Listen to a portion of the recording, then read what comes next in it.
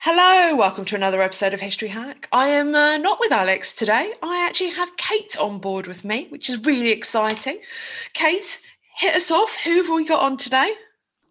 So we're joined today by Joshua Green, who is a history and sociology PhD graduate from the University of Southampton. He's now working with a new publisher in the video gaming industry, as well as working towards his first book. Thank you very much. It's very nice to be here.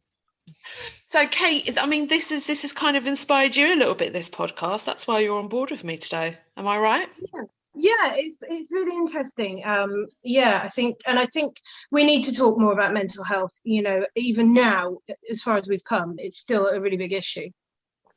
No, I totally agree. I don't know what you think about this, Joshua, but coming from a male perspective, as you can correct me here, but you know, women tend to talk more openly about mental health and how it's proceeded through the years. But men, I'm assuming men just don't want to talk about it, and it's something that we kind of need to break that barrier a little bit. 100%. It's still, considering how far we've come, it's still such an issue that men especially won't talk about mental health at all, and it kind of leads to this bottling up and these issues, and that's why you see things like the suicide rates in men being so high. And I'd encourage anyone who's listening who feels like they have any kind of problem to talk about it with someone that you trust. No, I agree. I mean, it's also high amongst former veterans. I mean, we will be having a major. Will he still be a former major? I can't remember. He's retiring at the moment, and Major Fox. He's quite a big advocate for this kind of sort of thing, and I'm very pro working with military veterans. So if anyone is out there and you are a military veteran and you do need help, please reach out. We also have some absolutely amazing programs out there like Operation Florence Nightingale, the British, my mind's going blank to the name of the organisation now. Groundbreaking Heritage, that's the one I was looking for. Get in contact with those guys. They're absolutely amazing former veterans, and get some help. It's really important. Anyway, enough of me babbling, enough of Kate babbling. Let's get Joshua talking because nobody wants to be listening to me for 45 minutes. So we're going to be talking literally about mental health, but we are going to start off with the first question, which is the word bedlam. It is used to describe a disorder and confusion, but tell us, Joshua, where does that word originate? So bedlam was like the colloquial name for the first psychiatric asylum that was set up in England, which was Bethlem Royal Hospital, which was founded about the 13th century in the Priory of St Mary of Bethlehem, which, as the time, I think there's quite a nice quote that says that spelling's generally optional in this period of time. So you had variant spellings of it being Bethlehem and Bedlam, and that's kind of where that phrase came from, as people would use that to refer to the hospital, and then over time that melded to refer to more psychological issues as well. And you can see this quite a lot with language when it comes to asylums, of the language of the asylums being used in general conversation just to refer to mental health in general. And I think it's quite a nice point to say that when talking about these areas and these times, there's quite a lot of language that I'll use as we go through, as it was the language that was used then that we wouldn't necessarily use now. So it's not that I'm using that in a depreciating way or anything. It's just that's what at the time it would have been referred to. So if that comes out during, don't worry about it. We've had podcasts where we've done that, and we do highlight and say, look, however much we're going to be using words that today we don't deem appropriate, they were used at the time. So ladies and gentlemen, please don't be offended by what we're going to be doing. So go for it, Joshua. Excellent. So you definitely have that setup where, because it's Bethlehem Royal Hospital, the word becomes this general colloquialism for insane and for mad. And this isn't something that is isolated to history either. I've worked looking at some sites that were set up as late as 1930, where the name of those asylums is still used in the same way in that community. So where it's not as widely spread, it's more like the local version. So you have, for example, in Swansea, it's Kevin Coyd Hospital now. And there are instances that I've seen when speaking to people around the area who said that it is quite common to use phrases such as, oh, they'll be going to the Coyd, etc., in a similar way that you use that Bedlam Bedlam is now used in that colloquial manner. So there's a lot of kind of the history of asylums that's really survived then. Yeah, definitely. They're the ones that there are still some that are actually open and in use, and it's just quite difficult to keep track of them because there's no kind of central way. But there's probably around 7 or 8 left, which are still used for mental health care purposes, be that in the old original buildings or in new facilities on the same sites. That's incredible. I mean, I know there's a couple in Hackney. I think one of the hospitals was still, if I'm not mistaken, still open, and they revamped it, and then they revamped it, then they closed it, then they opened it. It's you are right. It's really difficult to know, is this place open? Is it not? Are they building a new one? What is happening? Yeah, you end up having to look for things like planning records and even going back through historical maps and things to see where things were built up and where they were taken away and how those spaces developed over the time. Because it can be quite difficult with especially with a lot of records not surviving to the modern times as well. So they did change during the course then of their lifetime. They changed even while they were in operation. Yes, definitely. Changed. Yeah, definitely. What basically would happen was when the asylums were first set up, there was this misunderstanding of how mental health worked. So the idea was that they would build these hospitals in these areas. They would have, for example, 400 beds in this hospital, and the idea was that they would get the 400 patients in. They would come in, they'd be cured, and then they'd move on, ready for the next set of patients, etc.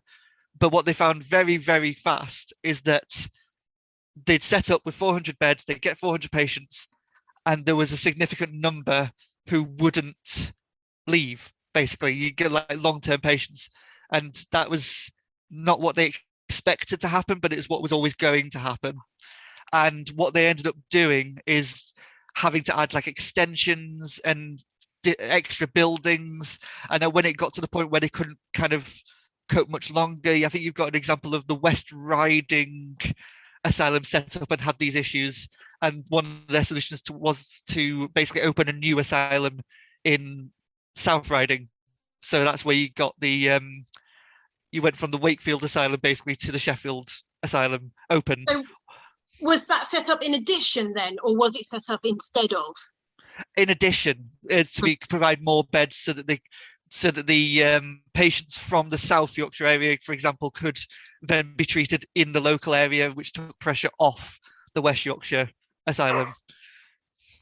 Okay. Right. So let's start talking a little bit about the early understanding of mental illness and the conditions that were diagnosed and how people in the first asylums were treated. Can you tell us a bit about that? Yeah. So at the very, very early days, like when you've got Bethlehem, when it starts becoming more of a mental hospital in the 14th century, the records of patients being admitted are just as mente capti, which is just literally just means insane. So there's no kind of specific categorization in there. It's just this person is insane, they're coming into Bethlehem. And treatment early on, if it's the right word, was kind of things like manacles and solitary confinement, very much like you'd see in prisons and jails. But realistically, at this time, we don't know like a lot about the treatment that was going on. But when you get towards like the 17th century, maybe early 18th, that's when you start to get the records of things like hydrotherapy, which were just cold at the time, were just cold baths, like ice cold baths. And you had records showing people being basically strapped down and then placed into the bath so they couldn't move and couldn't get out. And then you also get references to patients being bled, procedures such as like scarification, and then later on leeches, the whole for humans thing of like bloodletting and enforced vomiting and defecation and things like that, just to kind of get the balance of the body right, etc. And when you get towards like the late 18th century, you start getting those accusations that these treatments were unnecessarily violent. So I think, but then that was kind of like a very public argument between the family running Bethlehem at the time, and then the people running, I think it was St. Luke's, which was another asylum kind of just across London, and they had this like really public feud about the treatment in Bethlehem and how it was kind of entrenched in its archaic systems and therefore continuing with things that were felt to be outdated still even at that time. So what were they trying to achieve with some of these treatments? I mean, what was the idea? What did they think was causing this insanity that they just lumped into one diagnosis? And what were they hoping to achieve by nearly drowning people or bleeding people and this sort of thing? There was this misunderstanding of knowing what mental health was. So there's a long history of these mental health conditions being diagnosed as being like physical problems. So like the idea of four humors going back to like Hippocrates and Galen and this kind of thing of having like black bile, yellow bile, blood, and what was the fourth one? Phlegm. Thank you very much. I've never been so excited by phlegm. And so you've got these four, like basically humors or whatever you want to call them, that they felt got out of balance within the body, and therefore they were trying to kind of put them into balance, and they thought that this would therefore solve the problems that the patients were having. And things like the cold baths and things, it was kind of like I guess it's a similar kind of logic to things like ECT and things, just like that sharp reset kind of idea. Yeah, like a shock almost. I mean, the poor person nearly being drowned, you'd be absolutely exhausted, or having however many pints of blood drained, you'd be exhausted. I mean, so you would, I guess, naturally be quieter after a treatment like that. Yeah, definitely. And then things like restraints and things, if you manacle or tie someone up for long enough, they're just going to give up. So I guess there's kind of a perverse illusion of success in there, in a way. Yeah. Sorry, Kat, I just want to jump down in. They're literally mentally breaking these people down. Is the bottom line? Yeah. And that's what I was going to ask. Yeah, is there like a moral kind of religious thing, because they are breaking their spirit, aren't they? That is an excellent point that I'd not thought about before. Yeah, but yes, potentially, yeah. So initially, the purpose of the asylums was kind of more to segregate sufferers from society, if I'm correct, right? But around the turn of the 19th century, there was a move to reform mental health care, wasn't there? So who were the main people involved, and what did they do? What actions did they take to try and instigate this change? Yeah, so when you get to the beginning of the 19th century, you've got like the Asylum Acts starting to be brought in. So you've got new county asylums which are being set up by asylum boards, and these are kind of more of a structured institution for people to go into. And when, as we spoke about right at the start, these got built, but because of the planning and because of the misunderstanding, they were very quickly overcrowded and stuff. So what you got was almost like a counter movement, which was in Europe it had been Pinnell, but in the UK it had been like William Tuke, who were kind of pioneers of treatment in this time. So what happened with William Tuke is he went into the York Asylum and saw the overcrowding and the treatment that was happening in there, and then he saw the death of didn't see a death, but there was a death of a young Quaker girl called Hannah Mills in about 1790 that he witnessed. And what happened from there is he was a Quaker himself, and what happened there is basically he decided this isn't right, this isn't good, this can be done in a much better way. So 2 years later, like after consultation and after gathering funds through the Quaker community and things like that, he sets up the York Retreat. And what the York Retreat does is it looks to kind of incorporate all of the kind of Quaker ideology around equality and patients being treated like human beings, to be given equal respect to everyone else. And what must be said is that Tuke he wasn't a doctor, he didn't know much about like healthcare in general. But what he did implement was this kind of practice of like a social treatment for mental health rather than physical. So it was kind of like one of those big steps in like mental health history. So he starts looking at things like just simple things like negative behavior would be punished, but the idea was that they weren't manacling like patients as a standard practice, only in extreme cases.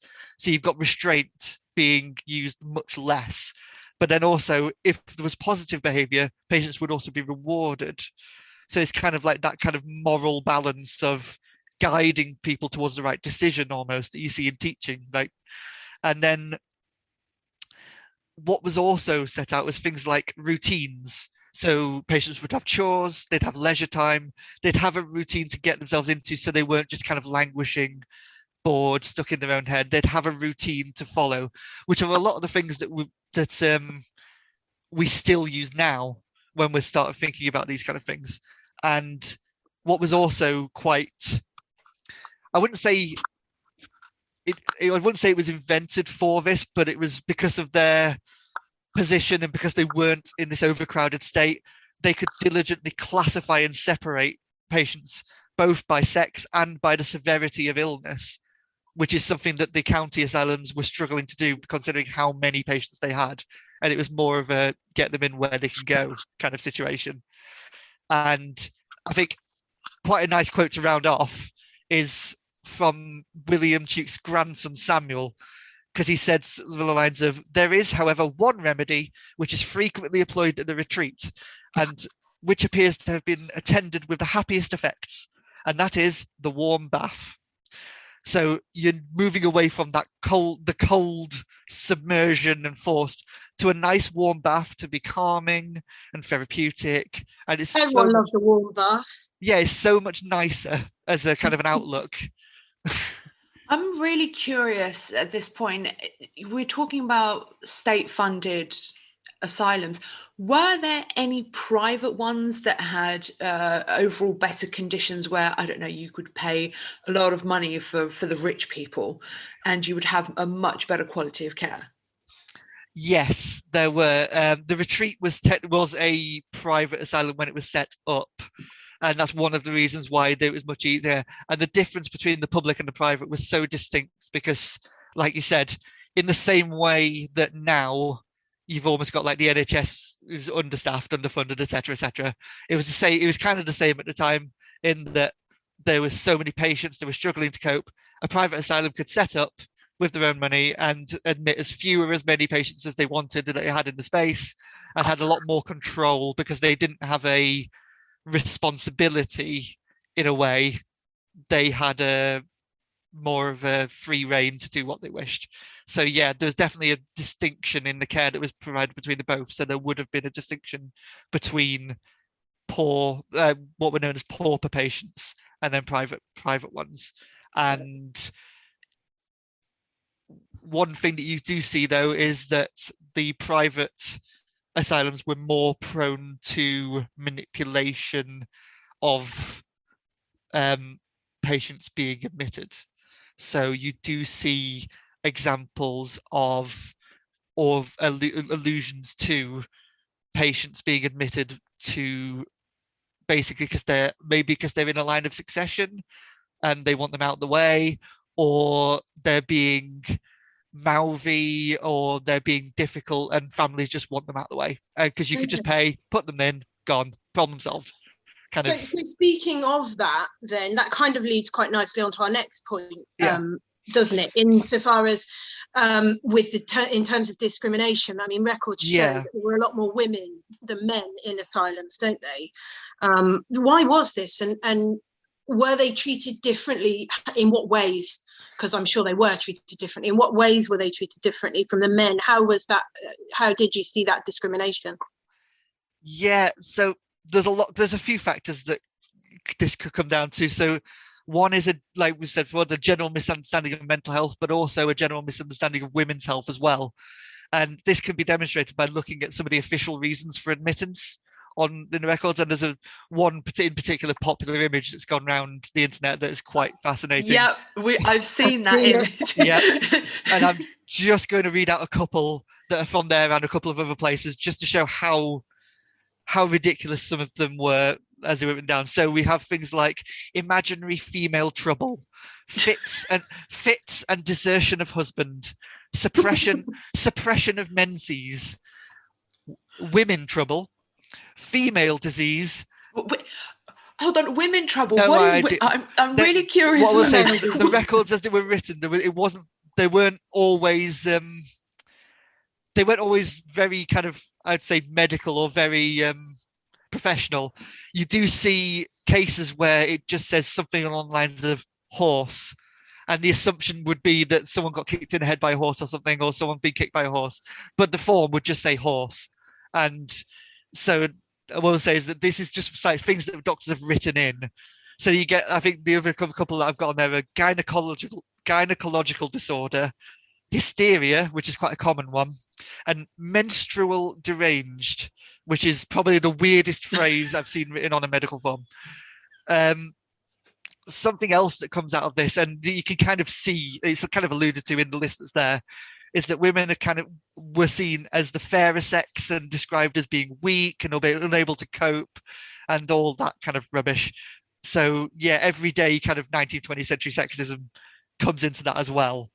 And when looking through archives, the other big one that's I found quite shocking when I first started reading about it was that you can get women who are committed for the asylums for the grievous crime of having a child out of wedlock.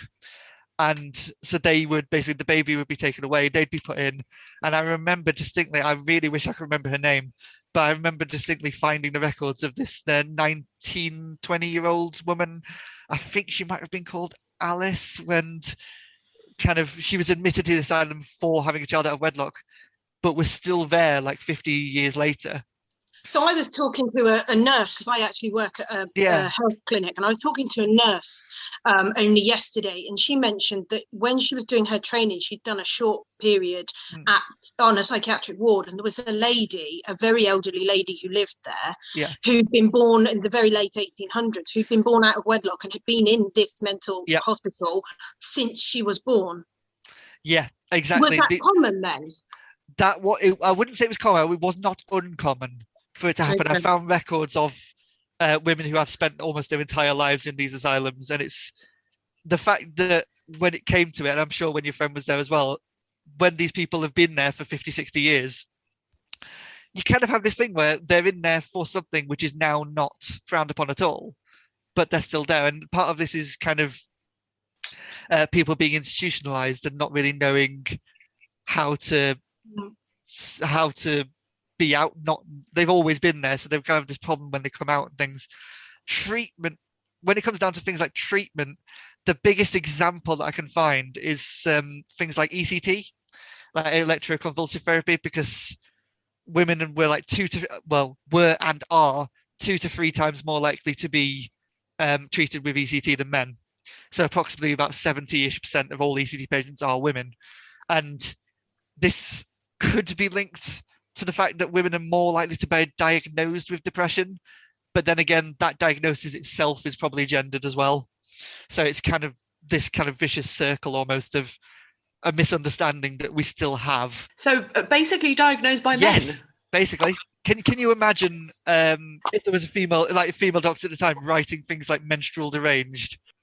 She just wouldn't, would she? I can't imagine it.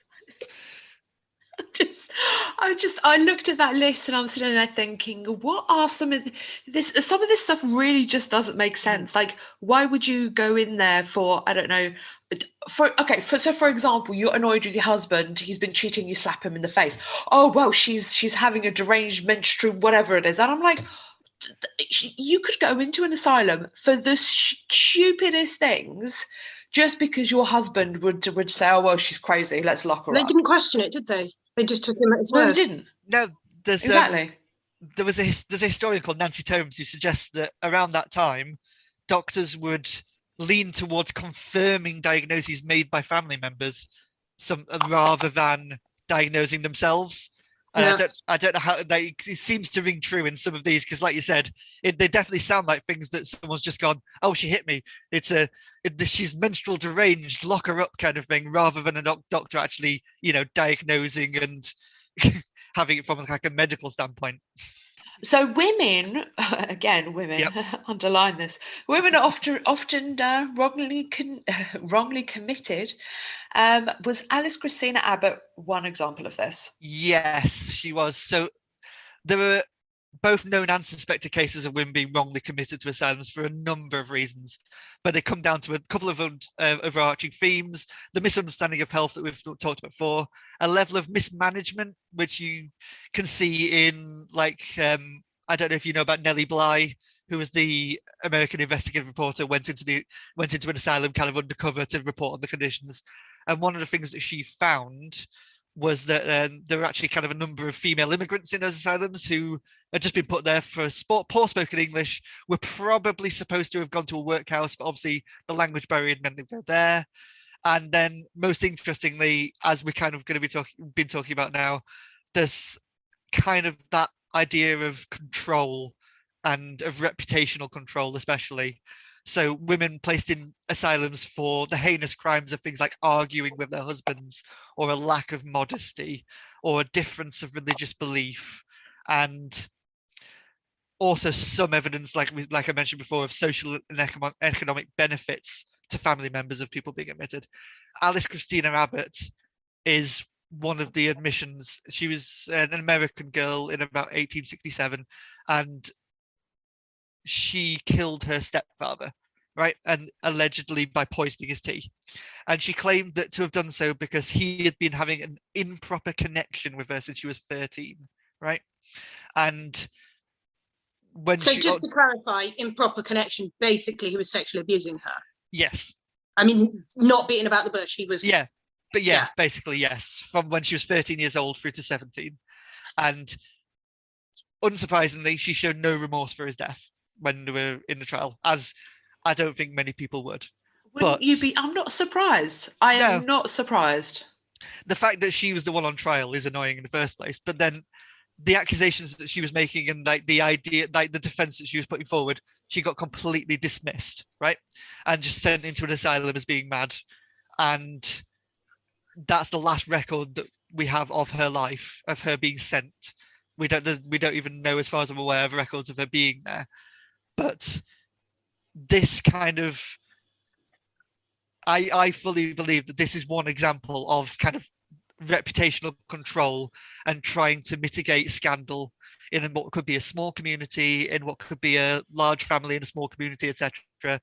And it's just one of those cases which is just infuriating, in that you can kind of see how just dismissive people were, and how asylums were kind of like almost like a not a catch-all, but we don't want to deal with this, you can go over there kind of thing.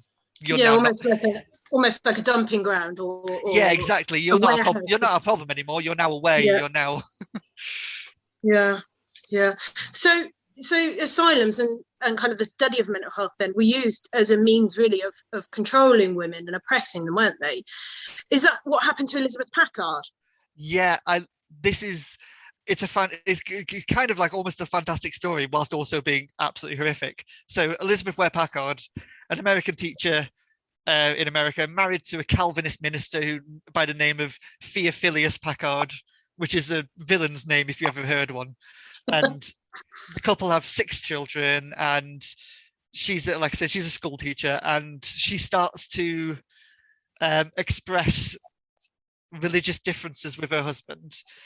And I believe he was quite much older than she was, so I don't know whether there was some kind of almost like arranged marriage situation there. But she starts to express her own opinions, which is obviously at the time a massive problem. And they disagreed and they argued on things such as religion and slavery at the time. And what could happen was basically, at the time, a husband could have his wife committed to his asylum just on their own choice, so without a hearing, without her consent. And therefore she was like sent to the Jacksonville Insane Asylum in 1860. She stayed there for about 3 years, before her children basically made a fuss, and she was discharged as, but not as sane, but she was discharged as incurable and back into the care of her husband. And what he did was basically he nailed shut the windows on the nursery, and he just locked her in the nursery of their home, and she wasn't allowed to leave because it would have been embarrassing and he didn't want to deal with it. Things, all those horrible things. What she managed to do from her nursery is pass a note out the window to a friend, and her friend took this note to like kind of local judiciary law enforcement, and she managed to secure a trial. And at this trial, basically what happened is Theophilus, being like the Calvinist minister and being this big person in the community, got his family and his congregation to all trot up and basically say, oh yeah, she's insane. Yep, she's definitely insane. And then you got the cases of the people who weren't in his, for want of a better word, flock, who were saying, no, we've never seen anything issue, there's no problem. And what it kind of came down to was there was a final testament given by a doctor called Dr. Duncanson, who basically, a quote from him was basically, I did not agree with her on many things, but I do not call people insane because they differ with me. You might as much propriety call Christ insane, or Luther, or Robert Fuller. I pronounce her a sane woman and wish we had a nation of such women. And she was, as a result, she was cleared of insanity and allowed to leave. Now, on her return to her home, which was the home that she was a prisoner in, the home that she shared with her husband, she found out it had been rented to another family the day before she was released. And all her belongings had been sold, and her husband had left the state with the children. And she went to the courts, she appealed to the courts, but at the time, married women in America had no claim to either their belongings or their children or anything along those lines. So she didn't really have a official recourse to go down.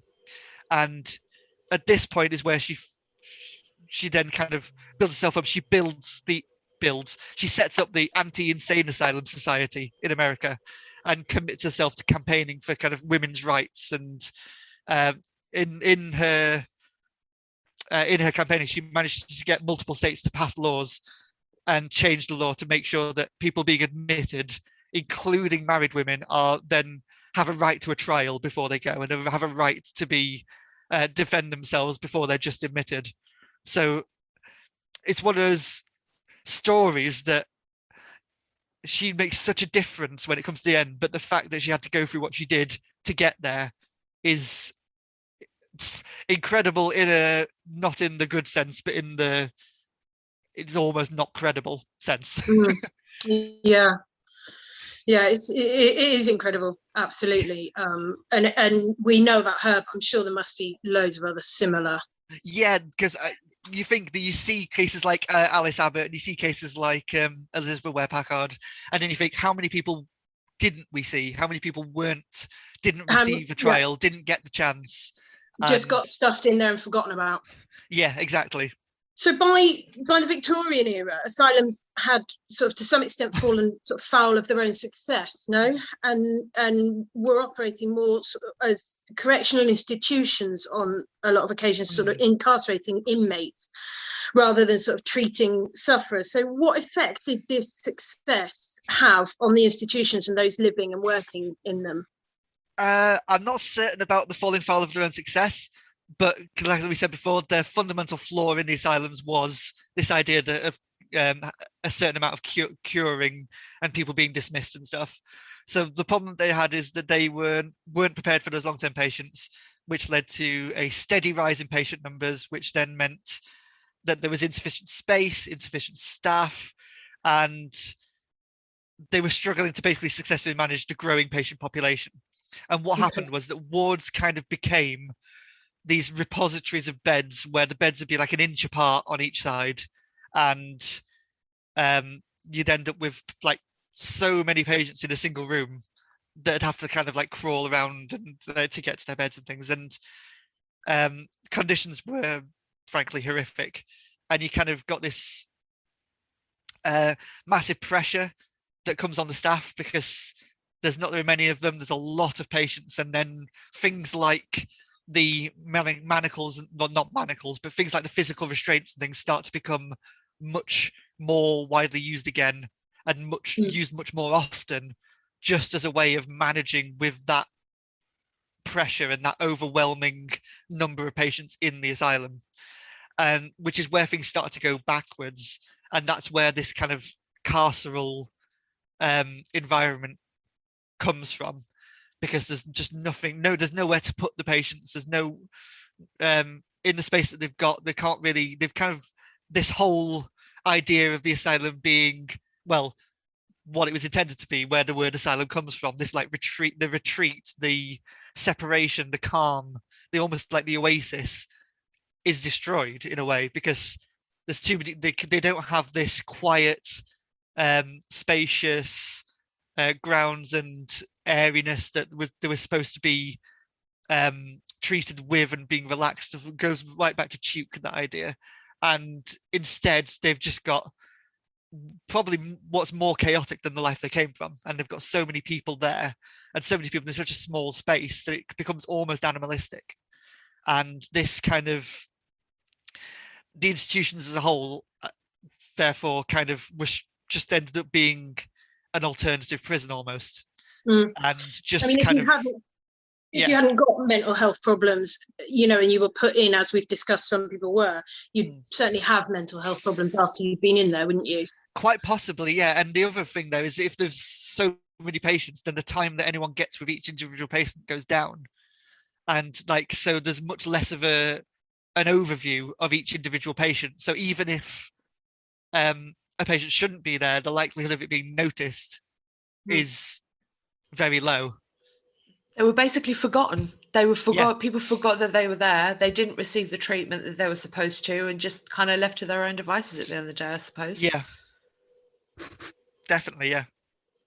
Okay, so let's move forward a little bit to the second half of the 20th century, because that move sees the total closure of some psychiatric facilities. Yeah. But closing asylum doesn't stop people having mental illnesses. Obviously, they're still ongoing. What did the closures mean for these patients?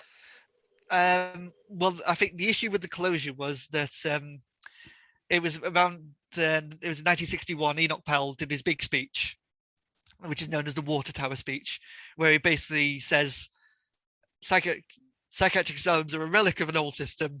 They're not fit for purpose. We shouldn't be using them. We should close them all right now and have done with it. And basically, he then went on to announce that he was going to cut like 50% of all inpatient asylum beds in asylums, and there was no more money available for any maintenance or refurbishment of the old asylums because they didn't want to waste any money on them. And what basically happened there is, in this kind of ideological haste to close those asylums, it was often kind of done before they had a comprehensive plan and system worked out for when they had closed. So the patients that had been residing in the asylum, some of which had been there for decades and some of which were very much institutionalized, were then discharged into community care. And this, in some instances, has been described as, I think it's Walsh and Deer, landscapes of despair, which is like a misassignment or I struggle with this word, trans-institutionalization into inappropriate institutions. So where these patients are then discharged from the mental hospitals, they either end up in like prisons, jails, general hospital wards, other institutional settings that are less specialized and less appropriate for them. And there's a full acknowledgement that the asylums weren't perfect and in some cases weren't working. But this wasn't an improvement for those patients. Like those patients that were kind of long-term patients needed that care, didn't have that option anymore. So whereas for for patients with less severe problems, this may have been a positive, because then instead of being, they could be like live their normal lives but just have contact. Those who needed that care and who were discharged had a much worse time of it.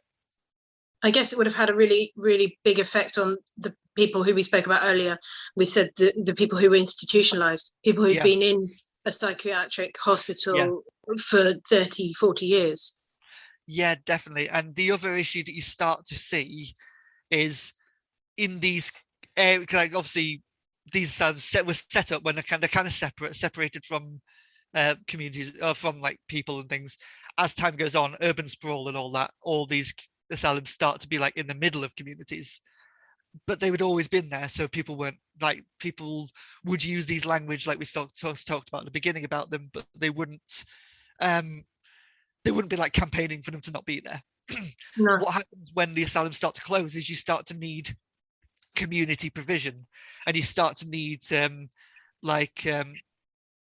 I can't remember the word for it now, but if you've got care in the community, you basically need those day houses, the day centres for those patients to go in the community. And what starts to happen is that the communities turn around and say, for want of a better phrase, not in my backyard, like the NIMBY stuff. So like, yeah, they were really shunned, weren't they? The people were really, really shunned and outcast. Yeah, so that it was kind of like, well, yeah, we recognise that there needs to be services, but we don't want them here. We want them somewhere else, kind of idea. And it's a big whole issue around that as well, which kind of leans into this whole stigma that was attached to the patients and things like that as well. Yeah, they changed the names, didn't they, during the 20th century, rephrased everything. Yeah, some asylums had their names their names changed on multiple occasions.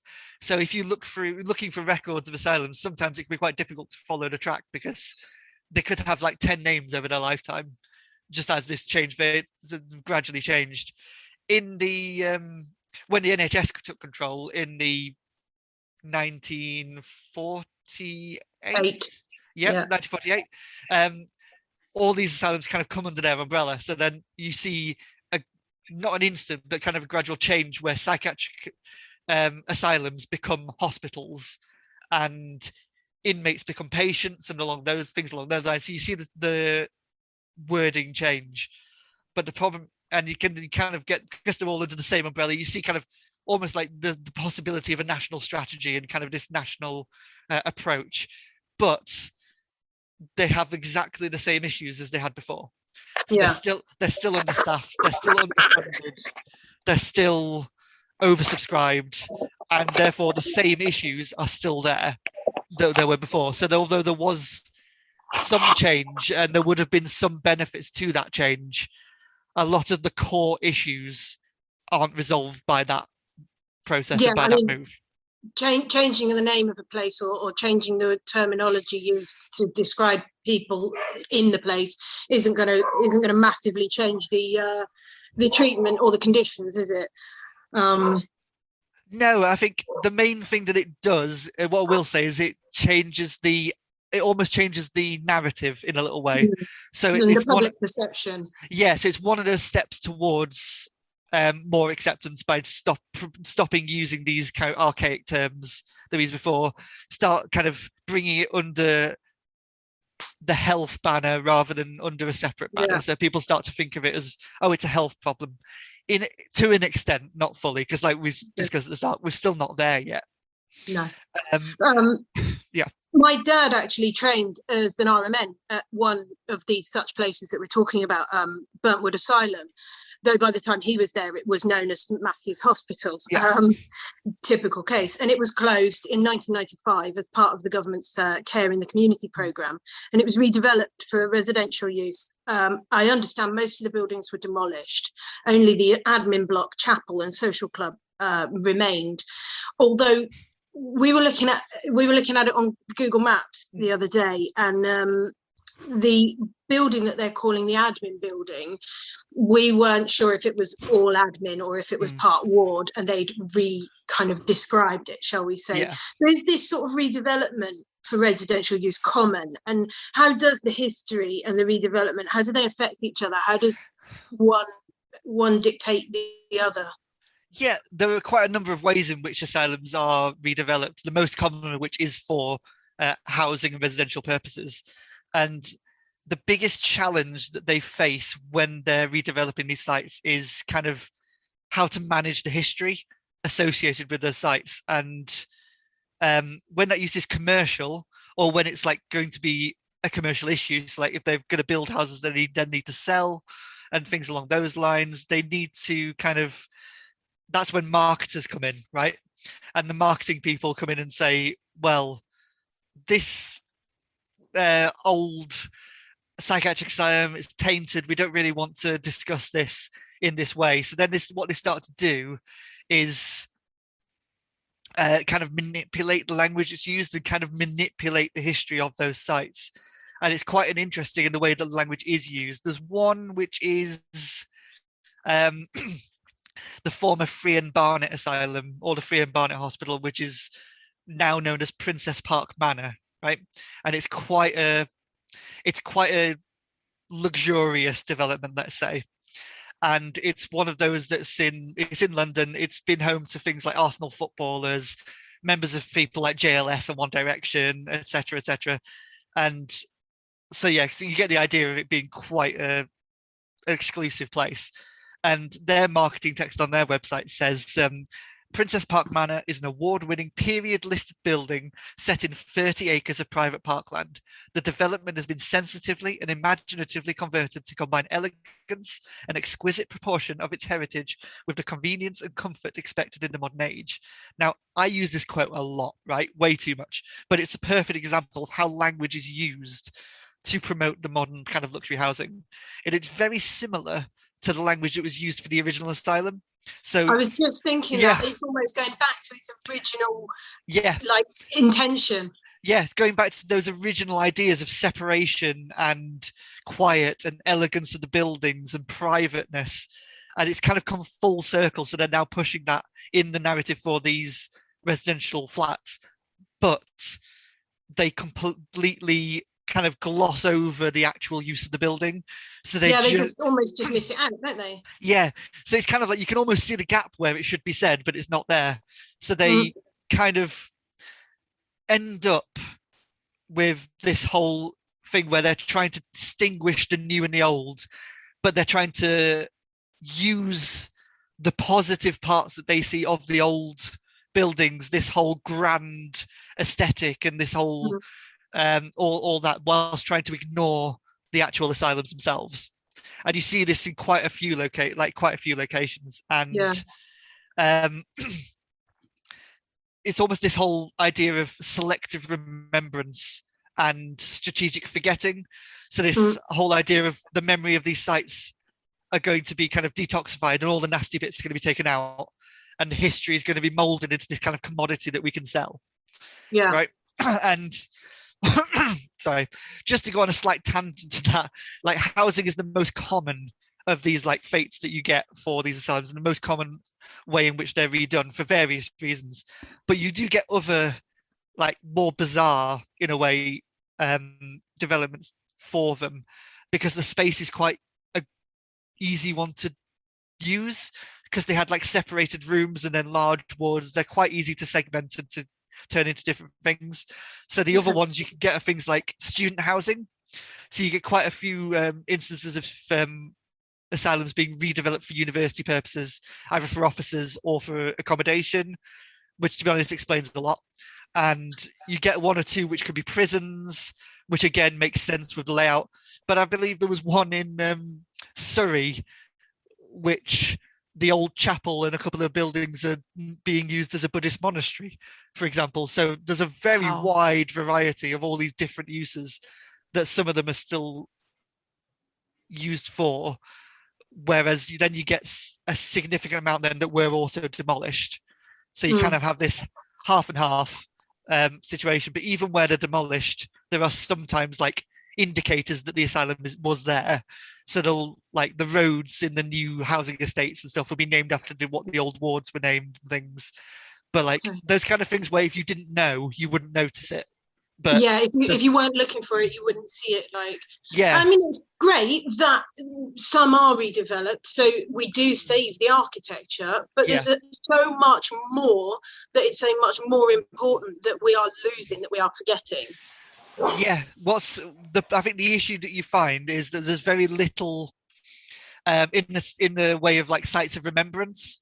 So although the buildings remain, the sites don't tend to have any kind of indication of the previous use. So there's no like memorial, there's no plaque, there's no like anything to do with what the history was.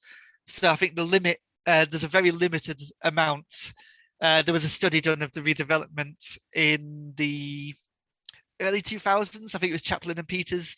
They looked at 34 of these sites, and what they found is there was like one plaque, one memorial garden, and then a display of photos in the Imperial War Museum, and that was like it. Okay. Yeah. So, I mean, we've heard asylums, with rare exception, were pretty horrific places, and it was common for Victorians to visit them like they were sort of a sideshow, a sort of macabre zoo, right? Can this be likened in any way to the popularity of shows like American Horror Story or films like Shutter Island? And why do we continue? Because as we've said, often it's glossed over, but often it's also kind of distorted into like a grotesque sort of caricature of reality that's used for entertainment. Yeah, definitely. I love this question, by the way. Yeah, there's almost an obsession with asylums being like these dark, horrifying spaces, almost glorified in the stigma that they've had attached to them. And I think that kind of in part comes down to almost an interest and intrigue in the unknown. And with the other being either something to fear or idolize, or in the case of the asylum, occasionally both. And there's a case to be had for the argument that as humans, we're obsessed with things like the murder documentaries and horror films because we have this desire to kind of understand what's going on in people's heads. So we watch things like serial killers on crime documentaries, and we just want to know why. What's the motivation? What's the thought in the head? And we become kind of obsessed with that idea. And I think also the reputation that these sites had and the stories that came out of them catches our imaginations, but not necessarily in a good way. And we see these asylums vilified a lot in media. You mentioned things like Shutter Island, which is a horrific watch when you watching it with a historical thing in mind. And you've got things like One Flew Over the Cuckoo's Nest, and even things like Supernatural. Well, like those kind of supernatural, like mild horror programs where they kind of bring it in as like almost like a cheap trope in a way. And what they all have in common is kind of this depiction of awful conditions, maltreatment, and medical experimentation as well. And in this, there's kind of another argument that as humans, we kind of like to oversimplify. So we like to see things in a very kind of binary way. So we're very much if there's things that we don't have a lot of knowledge on, and well, it's not just, I'm not just saying like, oh, public stuff, it's me as well. Everyone does it. If you don't know much about something, you're quite likely to fall back into a kind of binary perspective on it. And in that way, kind of asylums were bad. Like asylum bad, full stop. And this is much more pronounced then when you come to the fiction and this kind of obsession with the other and the unreal and the different, because we kind of like fantasize almost about it in that way and use it for like things like Halloween and how we watch horror films to be scared. We kind of, the idea of the asylum is in that kind of the same way. We like the way in which we think about it, if you know what I mean. Joshua, that was so enlightening. Thank you so much for joining us. And we should get you back on again to do a bit more asylum work. So thank you so much. Definitely. Thank you for having me. I had a really good time. Thank you very much. Thank you for having me as well, Lena, and letting me take over. Perhaps a little too enthusiastically. It's all right. Don't worry about it. It's all good. Never apologise for enthusiasm. You can help us at History Hack by joining us via Patreon. It takes quite a lot of effort and a lot of work of quite a big team now to keep us going. And so if you could donate as little as £3 a month, it would be massively appreciated by all of us. There's different levels because Princess Marcus has set it all up with varying rewards and things. So do have a look, do join us. There's an exclusive Facebook group as well, and you can be part of all of it. When our guests join us to talk about their work and their new book, the 45 minutes or so they spend with us is just a taster of all their efforts. So to this end, we have launched our very own bookshop on bookshop.org, where you can find our guests' latest and greatest books. You can support them and you can support History Hack too. 10% of every sale via our bookshop supports the podcast and allows us to keep at it and bring you more amazing guests. You can find our bookshop at bookshop.org/shop/hack history, or just search on bookshop.org for us under the shops bit. Thank you for your continued support, and here's to your next great